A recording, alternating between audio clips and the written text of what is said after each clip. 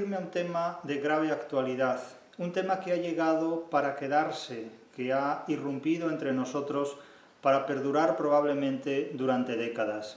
Me refiero al denominado co-living, término procedente del inglés para designar las formas de convivencia en unas mismas dependencias de diferentes personas. Personas que probablemente carecen de familia y que llevan una vida célibe dentro de un ambiente secular, en un contexto casi propio de un cuartel, de un convento o de un hospital. Voy a entrar en materias directamente porque aquí hay varias materias en juego, no una sola. Pero hablo de este tema porque recientemente se ha publicado en diferentes medios de comunicación el hecho de que el gobierno financiará la construcción de edificios de co-living como solución a la crisis de la vivienda. Aquí no voy a hacer una intervención ni a favor ni en contra del gobierno, ni a favor ni en contra del co-living. No voy a plantear este término, el co-living, desde el punto de vista de las exigencias que pueda requerir un debate político. No voy a reducir a la política, no voy a reducir a la ideología los problemas que suscita el problema de la vivienda. Eso se lo dejo a otras personas que consideran que desde un punto de vista político, ideológico, se resuelven los hechos reales. Eso es otra cuestión. Yo aquí voy a plantear una reflexión de estos hechos y sobre todo voy a hacerla para concluir en el terreno de la literatura, que es donde se diagnostican muchos de estos asuntos. La cuestión del co-living no es una cuestión nueva. La convivencia en la intimidad con personas desconocidas se da en muchos ámbitos, insisto, se da en hospitales, se da en cuarteles, se da en conventos, pero no siempre se da en formas de vida de gente que no trabaja en ámbitos militares, no trabaja en ámbitos eclesiásticos o conventuales y no se encuentra enferma, alojada en un hospital. De tal manera que plantear un co-living como una alternativa de vida definitiva para formas de convivencia puede responder más bien a las exigencias del mercado y a las necesidades de una población que sin recursos se ve obligada a adoptar esa forma de vida más que a otro tipo de vocación. Cuando no hay una vocación religiosa, no hay una vocación militar, no hay una necesidad hospitalaria, la imposición del co-living como una forma normal de vida resulta cuando menos un tanto sorprendente. Ya digo que aquí no voy a hacer ningún alegato ni en contra ni a favor de este gobierno o del otro, ni de la oposición, ni de lo contrario al gobierno y a la oposición. Simplemente voy a exponer un tema planteando una reflexión sobre ese asunto. Se dice que el borrador del Plan Estatal de Vivienda incluye líneas de financiación para modelos de vivienda compartida, que sería la traducción al español del llamado co-living, y ayudas para las casas industrializadas. Es un nuevo concepto de vivienda el que aquí se impone. Veremos que esto no es nuevo, pero sí adquiere un formato nuevo dentro de lo que es el siglo XXI, ese siglo que incorpora una serie de transformaciones insólitas para las nuevas generaciones. Hoy que se plantean tantos debates entre la forma de vida de los boomers y la forma de vida de los milenaristas y generaciones sucesivas posteriores a ellos, esta cuestión es evidentemente un producto de los boomers para codificar las formas de vida de la generación de sus hijos y de sus nietos, de los milenaristas y demás generaciones posteriores a los milenaristas. Cito algunas de estas informaciones, también el informe hecho público, donde se dice que financiar con dinero público fórmulas de vivienda compartida, hombre, no se financian las fórmulas, se financian en todo caso esas construcciones inmobiliarias destinadas a la vivienda compartida. Como solución a la crisis de oferta que atraviesa el país en cuestión de vivienda, hay generaciones que no tienen dinero para comprar una vivienda, ni siquiera tampoco para alquilarla. Claro, la situación es absolutamente demencial. De tal manera que uno de los puntos que incluye el Gobierno en el proyecto del Real Decreto por el que se regula el Plan Estatal de Vivienda 2026-2030 para aliviar, ni siquiera ya se plantean términos como resolver, sino aliviar la crisis que atraviesa el país. El texto abierto a consulta pública contempla, en realidad debería decir dispone, líneas de financiación para el fomento de la vivienda cooperativa. Fíjense qué cantidad de eufemismos, de fetiches, de palabras baúl, de perífrasis. Vivienda cooperativa en cesión de uso y otras soluciones residenciales, modelo cohousing, coliving, alojamientos temporales u otras modalidades similares destinadas al arrendamiento, a la cesión en uso o al disfrute temporal. Disfrute o sufrimiento temporal, según cómo viva cada uno en tales o cuales condiciones. La idea está encuadrada en una de las 3 grandes líneas de actuación del plan diseñado por el Ministerio de la Vivienda, etcétera, etcétera. Bien, el Ministerio de la Vivienda, bajo el gobierno actual, si fuera otro el gobierno, seguramente el planteamiento sería más o menos el mismo, porque la realidad a la que nos enfrentamos no cambia sustancialmente cuando cambian los gobiernos. El gobierno no tiene, ningún gobierno tiene ninguna varita mágica para cambiar la realidad, sea este o sea el que venga después. Básicamente es un sistema político el que, bajo la tonalidad de diferentes gobiernos, interpreta casi siempre la misma partitura. Es decir, a mi juicio no creo que las diferencias sean abismales entre unas formas de gobierno y otras, cuando el sistema de gobierno es común para todos los gobiernos posibles. Hay diferencias, naturalmente, pero no son diferencias que supongan el paso del blanco al negro, ni al contrario. Se habla de alojamientos temporales, así, alojamientos temporales que son definitivos en muchísimos casos. Se habla de zonas comunes amplias, que es lo que se entiende por la amplitud, en las que se ubican las cocinas, salas de trabajo y áreas de ocio. ¿Qué significa todo esto? ¿Cuál es el nuevo concepto de vivienda? Normalmente cuando tenemos una casa distinguimos entre dormitorios, baños, cocina, salón. Ahora hay que hablar de salas de trabajo, áreas de ocio, y se ubican las cocinas. ¿Cuántas cocinas hay? ¿Que hay una por cada vivienda o una por cada bloque de viviendas, ¿no? ¿Y qué hay de los baños? ¿Qué hay del retrete? Es decir, ¿vamos a compartir váter? ¿Entre cuántas personas? ¿20, 40, 50, 100 personas? Son los secretos del coliving, ¿no? En definitiva.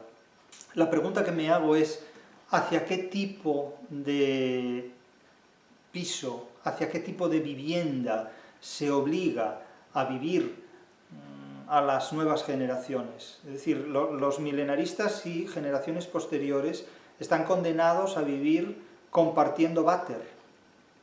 Es lo que me pregunto. ¿Entre cuántas personas?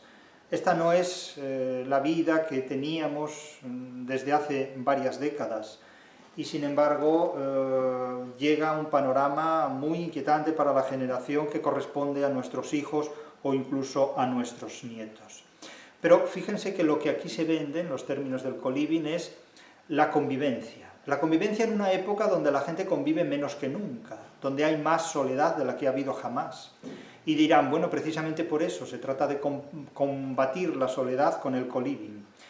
Y se dice, el plan del gobierno recoge que, cito entrecomillado, se financiarán nuevas modalidades de vivienda en la que los espacios de interrelación van ganando superficie a los espacios meramente privativos, es decir, la socialización de la intimidad, la publicación de la intimidad, lo cual posibilita una mayor integración y relación entre los residentes. ¿Y si no se desea esa mayor relación e integración entre los residentes? ¿Y si no todo el mundo desea ese tipo de relación? Es que para eso ya uno va a vivir a un convento o a un cuartel, donde se socializa entre los miembros incluso de una misma especie, de una misma orientación religiosa o militar. Algo que también ocurre en los formatos de cohousing enfocados más para estancias a largo plazo, así como viviendas intergeneracionales. Toda la vida las viviendas han sido intergeneracionales porque uno nace en casa de sus padres, incluso conviviendo con terceras generaciones, la de los abuelos. Pero en un mundo donde la familia se ha disuelto y se ha disgregado, donde ya no hay padres ni madres ni abuelos, sino progenitores A, B, C o D, etcétera, etcétera, un mundo donde la vida natural humana se ha desnaturalizado completamente, ¿qué queda como forma de supervivencia? Y se habla de un montón de palabras fetiche, de palabras baúl, en las que cabe todo y en las que se magnetiza casi mágicamente una forma superior de vida, como es la creatividad, la interacción, los espacios, y todo esto pero realmente ¿a quién están ustedes tomando el pelo con toda esta retórica? O sea, realmente esto es un curso de publicidad para gente que no sepa de qué le hablan realmente, ¿no? Realmente. Se advierte que se impulsa los procedimientos de industrialización avanzada en la construcción de viviendas. Se optimizan costes y se reduce el tiempo de producción. Bien, pero ¿esto a quién enriquece? Al mercado, básicamente. El Estado ni está ni se le espera. El Estado ha delegado la generación de vivienda en un mercado público, en unas empresas públicas que hacen dinero a costa de la miseria ajena. Meten a la gente en colmenas. Piensen en el título de la novela de Cela de 1952, La colmena.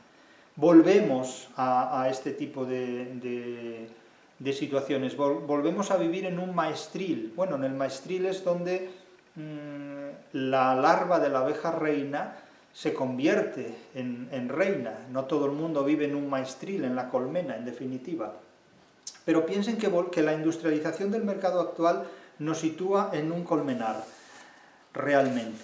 Y si ustedes examinan este informe y el eco que la prensa ha hecho de este informe, verán que nos orientamos hacia el coliving. Es como si en el curso de la historia, a mediados del siglo XXI, el nuevo formato de vivienda está configurado, está formateado, valga la redundancia, está determinado por el coliving, por compartir la intimidad con desconocidos. Y se supone que esto es muy enriquecedor.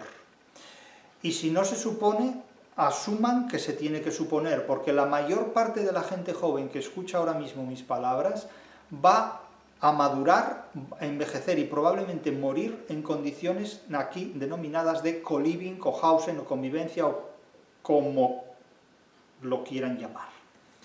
Porque la nomenclatura ya no les pertenece a ustedes, la nomenclatura ya se las da un mercado que en estos momentos habla en inglés. En el futuro tal vez el mercado hable en chino o hable también en alguna lengua árabe, que indudablemente son los pueblos mercantilmente hoy día mejor organizados. Aunque el comercio no tiene patria, el comercio no tiene país, el comercio es siempre internacional. Hablar de comercio internacional es incluso una redundancia, porque el comercio, si no es internacional, no es comercio. Por eso sorprende que haya titulaciones de comercio internacional. ¿Y cuál es el comercio no internacional? Es decir, el comercio implica internacionalización, implica globalización, sobre todo en una época como es ya el siglo XXI. Pero si ustedes examinan lo que significa el coliving, si ustedes consultan la definición endonímica, es decir, cómo definen el coliving los que son defensores del coliving, pues lo definen de una manera muy distinta como lo definen aquellos que son detractores del coliving. Yo no voy a plantearme aquí ni como un defensor del coliving ni como un detractor del coliving. Yo les expongo lo que esto es y ustedes eligen. Habrá gente que sea partidaria del coliving y le parezca muy bien y dé una serie de razones que justifican lo benigno que es el coliving. Y hay otras personas que digan lo contrario. O sea, van a tener opiniones, criterios y argumentaciones para todos los gustos, porque en eso consiste la sofística. Ustedes contratan a una persona para que haga un discurso a favor del coliving y tendrán un buen discurso. Y contratan a otra persona para que haga un discurso en contra del coliving y tendrán también un excelente discurso. Y ustedes escogen el que quieran. Y también pueden escoger pelearse entre sí. Yo opino esto, yo opino lo contrario, y pasar una tarde, un día, un año o toda la vida discutiendo. Pero mientras ustedes discuten, el coliving se impone. Y se impone porque no hay ninguna fuerza capaz de contrarrestarlo. Porque hay una población que no tiene recursos, mayoritariamente, para imponerse por sí misma a unas condiciones de mercado que han decidido que la gente viva a lo largo ya de la segunda mitad del siglo XXI, e incluso ahora también, en una colmena. Y contra ese pulso, contra esa fuerza mercantil, ustedes no pueden hacer absolutamente nada. Es decir, ustedes van a vivir y a morir, sobre todo los más jóvenes que hoy me escuchan, en unas condiciones inmobiliarias, mercantiles y laborales en las que el coliving será absolutamente determinante. Ustedes van a compartir vivienda con desconocidos y es posible que también tengan que compartir en algún momento dado cama, no por vocación, sino por necesidad. Pero eso será otra historia. Pero fíjense ustedes la definición que dan los defensores del coliving. Dicen, el coliving, cito, es una forma de vivienda compartida en la que varias personas, evidentemente tienen que ser varias personas, pues si no, no hay vivienda compartida, que no necesariamente se conocen entre sí, supongo que el primer día, porque luego ya se conocerán, habitan un mismo espacio diseñado para fomentar la convivencia y la colaboración. Bien, pero eso también es una comunidad de vecinos, porque en una comunidad de vecinos hay un inmueble compartido por varias personas que no necesariamente se conocen entre sí, sino que se van conociendo a medida que van encontrándose en los descansillos de las escaleras, en el ascensor o en el portal, y que con frecuencia a veces fingen no verse, evitan saludarse, y que en el caso del co-living habitan un mismo espacio diseñado para fomentar la convivencia y la colaboración. Bueno, yo no creo que nadie diseñe hoy día espacios para fomentar las hostias, los palos, los insultos y los escupitajos cada vez que se vean. Quiero decir que, vamos a ver, resultaría ridículo completamente diseñar un espacio para fomentar la pelea. Claro, eso ni siquiera en los campos de fútbol se fomenta esto. Otra cosa es que haya personas que, aprovechando pues el estímulo de la victoria o la indignación de la derrota, busquen pelea, pero eso es otra cuestión, ¿no? Entonces, claro, habitar un mismo espacio diseñado para fomentar la convivencia, también los consejos de departamento de las universidades fomentan la convivencia y la colaboración, y no es el primero que acaba bofetadas. Entonces, claro, esto es una descripción completamente idealista del co-living. Aquí habría que decir, el co-living definido en términos ideales es una forma de vida compartida en la que varias personas, que no necesariamente se conocen entre sí, habitan un mismo espacio diseñado para fomentar la convivencia y la colaboración. Pero un mismo espacio, ¿qué es? Una misma habitación, un mismo piso, un mismo apartamento, un mismo váter, un mismo retrete, una misma ducha, porque eso es una pensión, en definitiva. Es un alquiler por habitaciones, es decir, ¿qué se oculta realmente detrás del co-living? Porque en esta definición, detrás del co-living se oculta el paraíso terrenal, en definitiva. Y entonces, las glosas y las acotaciones a esta explicación son, a diferencia del simple piso compartido, o sea, no un piso compartido, el co-living suele organizarse en torno a una comunidad con espacios comunes. Bueno, ¿y el piso compartido no tiene espacios comunes? El co-living sí tiene espacios comunes, cocinas, salas de estar, zonas de trabajo, gimnasio, terrazas, solo le falta poner piscina, y, no lo sé, un paraíso terrenal. Pero nada de eso es privativo, todo es compartido. Mientras que cada residente dispone de su habitación privada o incluso de su pequeño estudio. Es decir, la única privacidad es una habitación. ¿De cuántos metros cúbicos? ¿De cuántos metros cuadrados? ¿De cuánto espacio? ¿Con vistas a qué? ¿Con oídos a qué? Porque no solo es la vista lo que cuenta, es el oído también. ¿Con olfato, con gusto, con tacto a qué? Este modelo busca combinar la privacidad, bueno, una privacidad minusculizada completamente, una privacidad liliputiense, una privacidad jibarizada por completo. Pero estos términos, jibarización, liliputiense, gulliveriana, no aparecen. Con la vida comunitaria, como si el ser humano hasta ahora no viviera en una vida comunitaria. Y se ha popularizado especialmente entre jóvenes profesionales, fíjense ustedes por dónde va el tiro. Esto ya tiene más que ver con el catecismo, es decir, cuando alguien recibe un contrato de trabajo en una población donde no es posible para él ni comprar vivienda ni alquilarla, ya se le catequiza en dirección al co-living. Se ha popularizado especialmente entre jóvenes profesionales, como quien es lo que ahora se lleva, ¿no? Estudiantes, nómadas digitales, fíjense ustedes qué figuras, nómadas digitales, ¿no? Esto parece curiosísimo, nómadas digitales, es decir, que los sedentarios analógicos debemos ser una especie en extinción.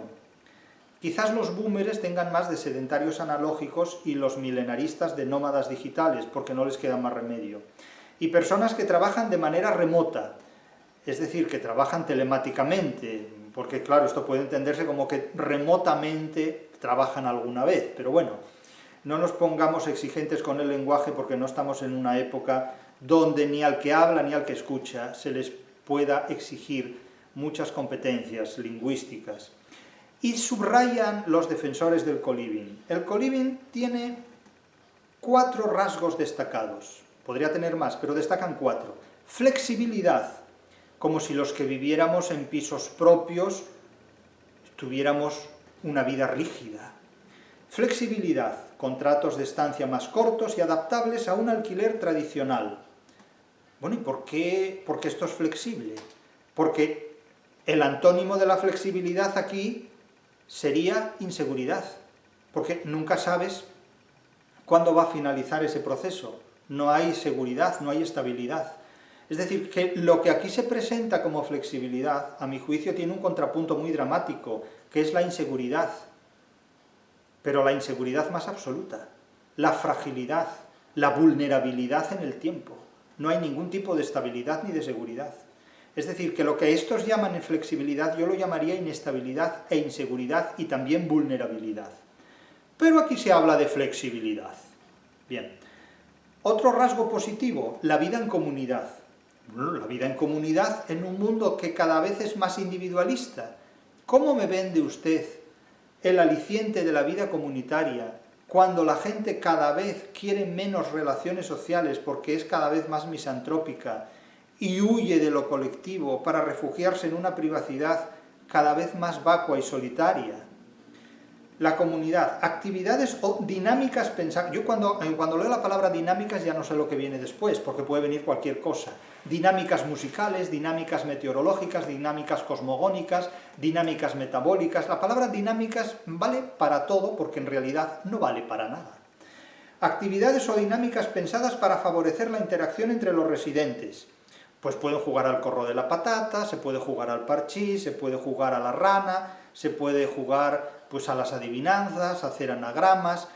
No sé hasta qué punto pueden jugar a escribir novelas, eso ya no lo sé, ¿no? O a escuchar vídeos míos, eso ya no lo sé. Imagínense que en el coliving se ofrezca pues la emisión de vídeos de maestro, ¿no?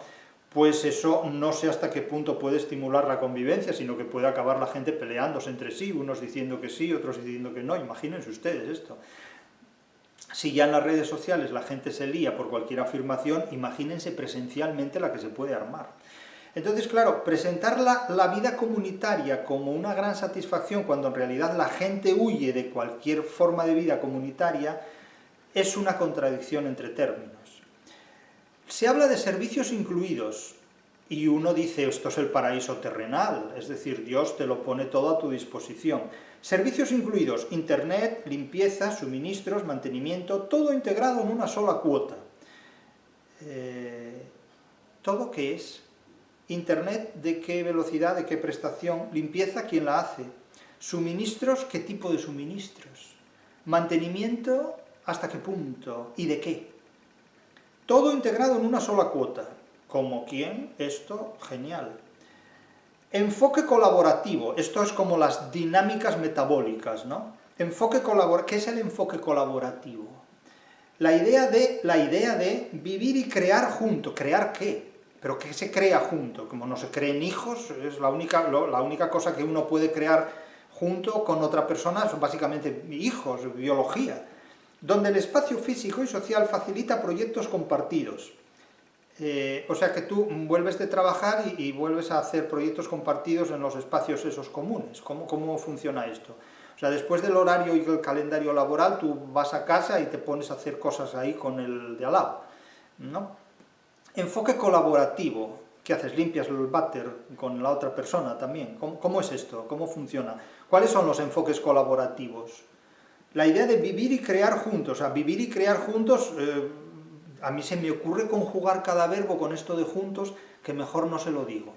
Pero bueno, esta es la visión ideal del coliving. Entonces, claro, uno se pregunta, ¿y cuál es la diferencia entre el coliving y el comunismo? No me interpreten esta pregunta como una malicia. Hay personas que consideran que el comunismo es la solución a muchos problemas y tienen sus razones, y las arguyen, y están dispuestas estas personas a defender esas razones. Punto. No voy a discutir esas razones, no hago un vídeo para discutir el comunismo. Eso ya es una cuestión que se debate en la realidad, no en la filología. Esto es una batalla ontológica, no una discusión filológica o verbal. Pero claro, yo veo que el coliving es una forma de vida que tiene muchos aspectos con formas de vida planteadas en regímenes comunistas. Un régimen comunista es el que se da dentro de un convento, es una convivencia en comunidad, y es el que se da también en un cuartel, dentro de un régimen acuartelario. Se comparte la intimidad públicamente, no hay secretos. Entre los monjes de una comunidad se comparten formas de vida, eso es un co-living. Y esto tiene una forma de vida absolutamente milenaria, como la del cuartel. Por lo tanto, no hay ninguna novedad en el co-living. Lo que ocurre es que imponer el co-living por necesidad económica, más allá de una forma de vida conventual, a donde alguien va voluntariamente, es decir, a nadie meten en un convento a la fuerza. Se supone que al convento va la gente libremente, y ya ven ustedes cuánta gente ingresa cada día en los conventos, sobre todo de clausura. Es decir, ¿cuántos ingresos hay diarios en conventos de clausura? Pues supongo que tiene que haber muchos, si es que a la gente le gusta el co-living. Otra cuestión es la vida militar, que no es exactamente el régimen de un convento de clausura, pero tiene mucho de co-living también. Y otra cosa es el hospital, la vida en un hospital, donde hay que compartir habitación, donde hay que compartir espacios comunes por razones de enfermedad.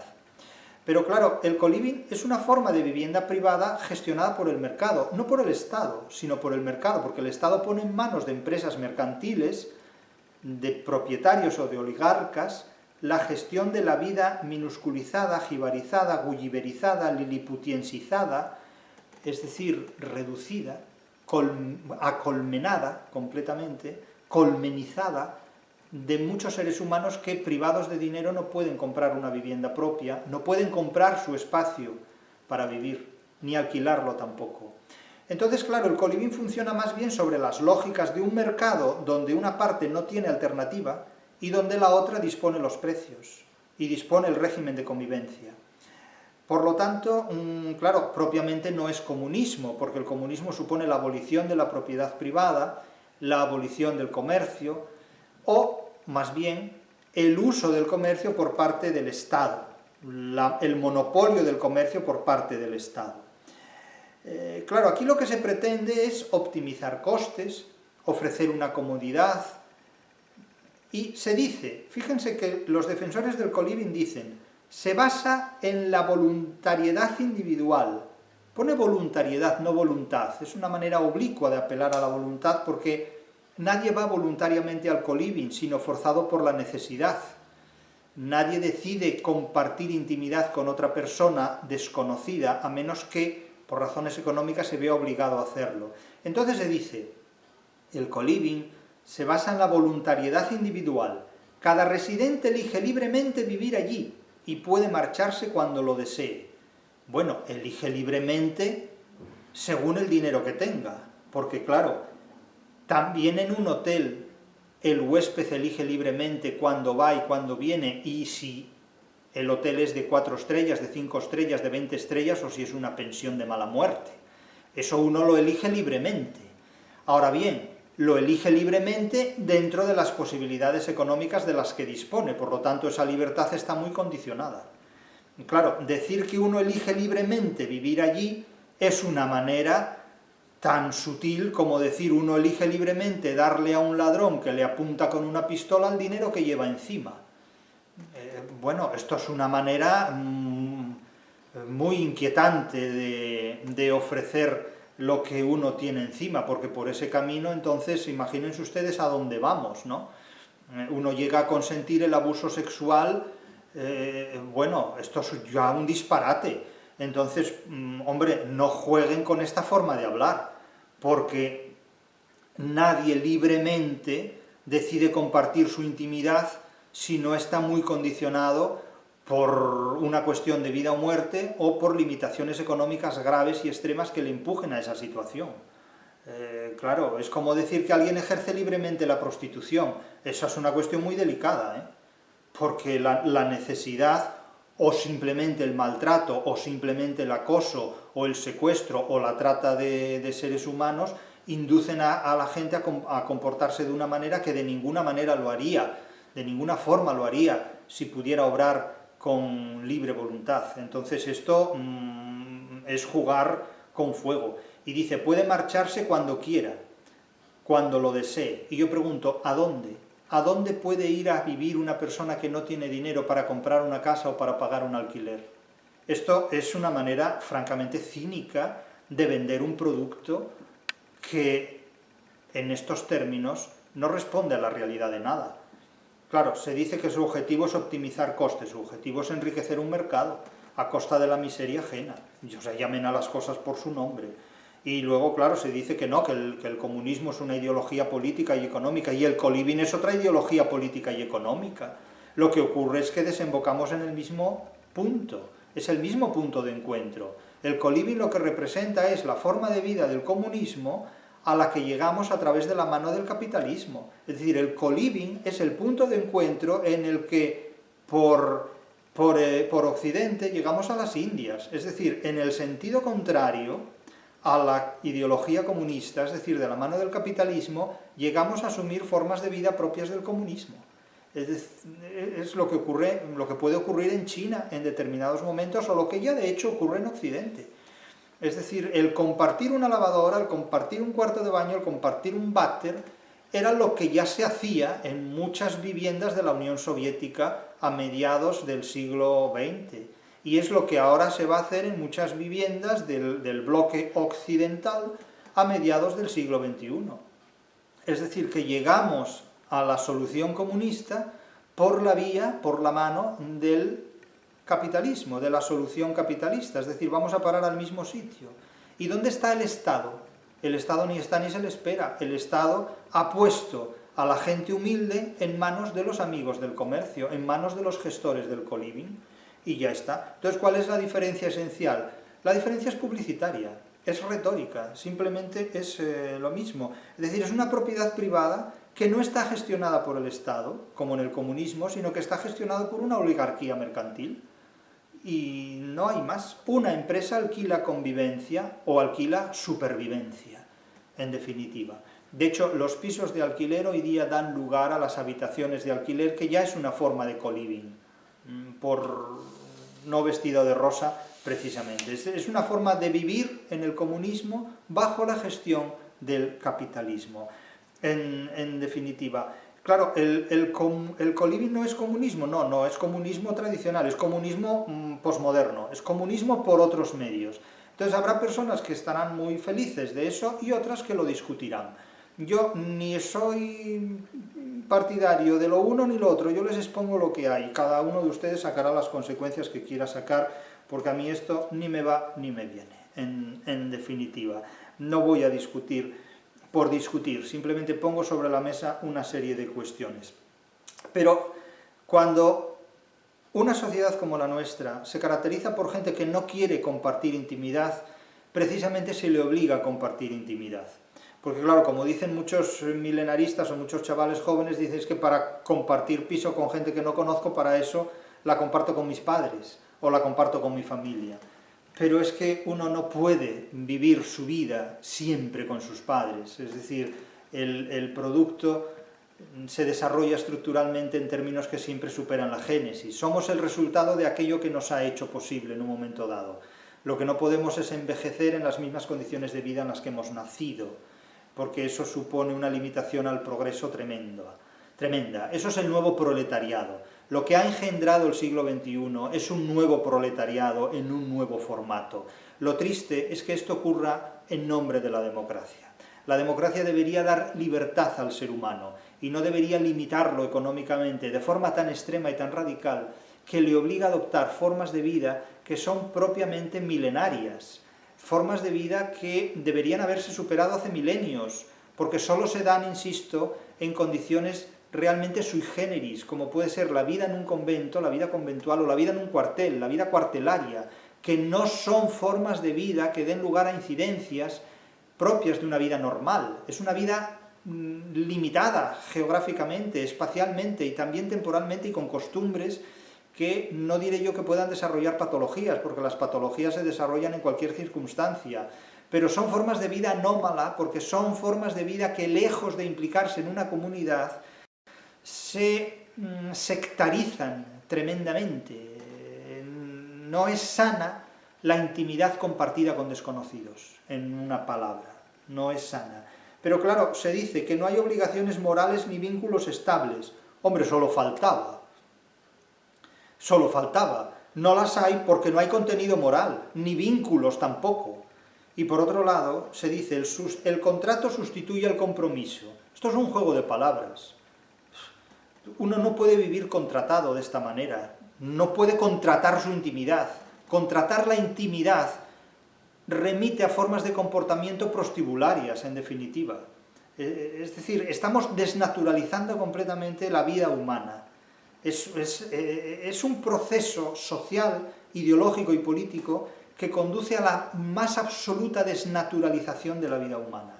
Siempre he dicho que el siglo XXI se caracteriza por tres hechos: el fracaso de la democracia, la destrucción del Estado moderno, que se disuelve en el mercado, y la desnaturalización digital de la vida humana, a través de formas de comportamiento que van desde la vivencia en las redes sociales hasta el uso patológico de la llamada inteligencia artificial.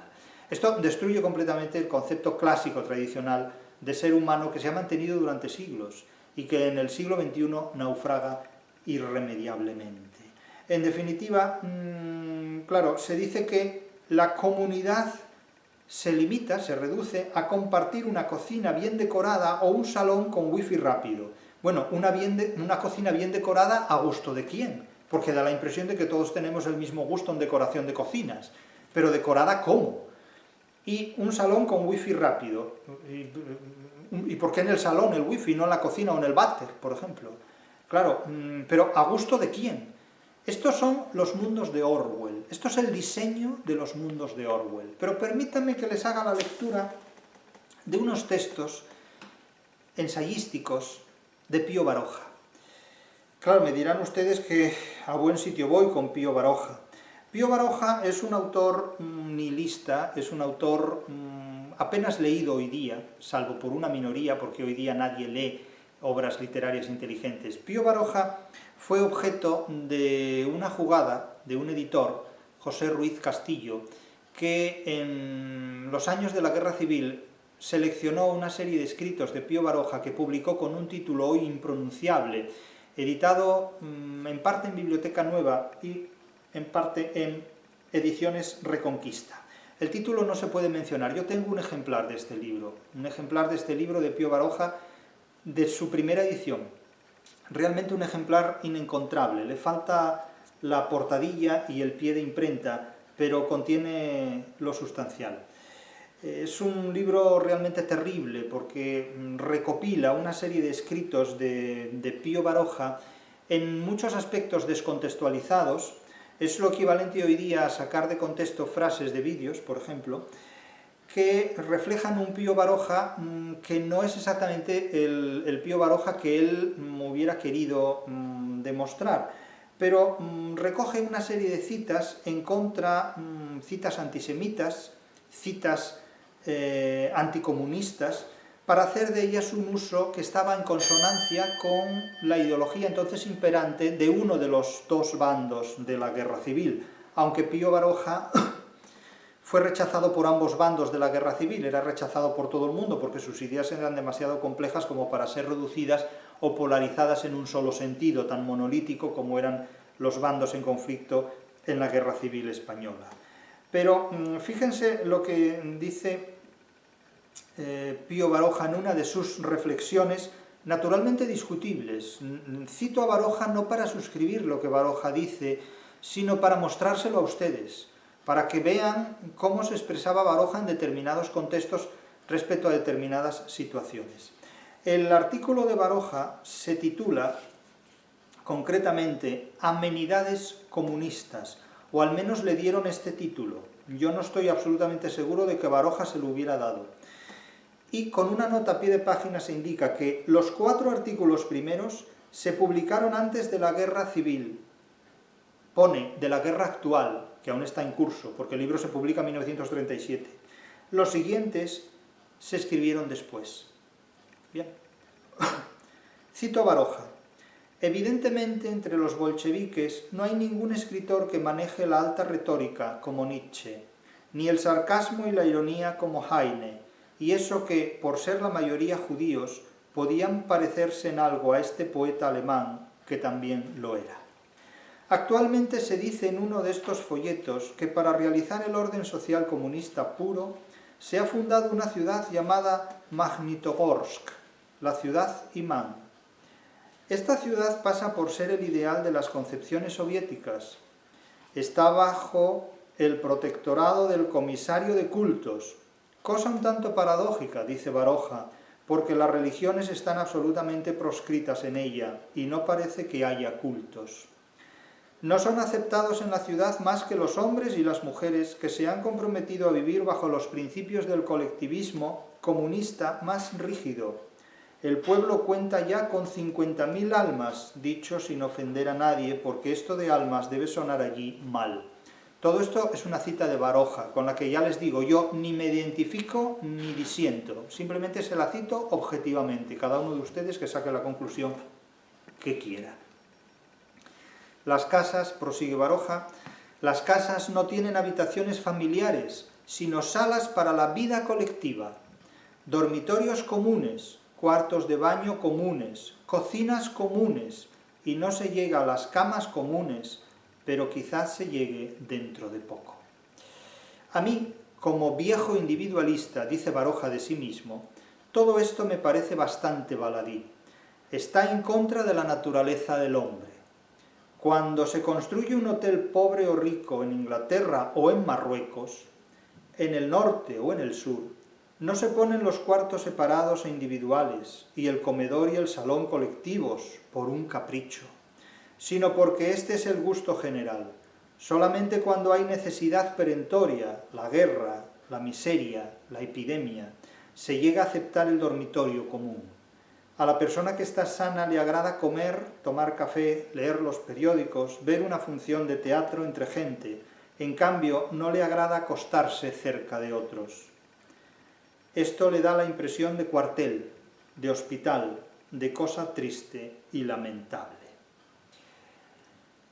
Esto es lo que dice Baroja, lo que decía Baroja antes de 1937 y lo que le publican en torno a esa fecha.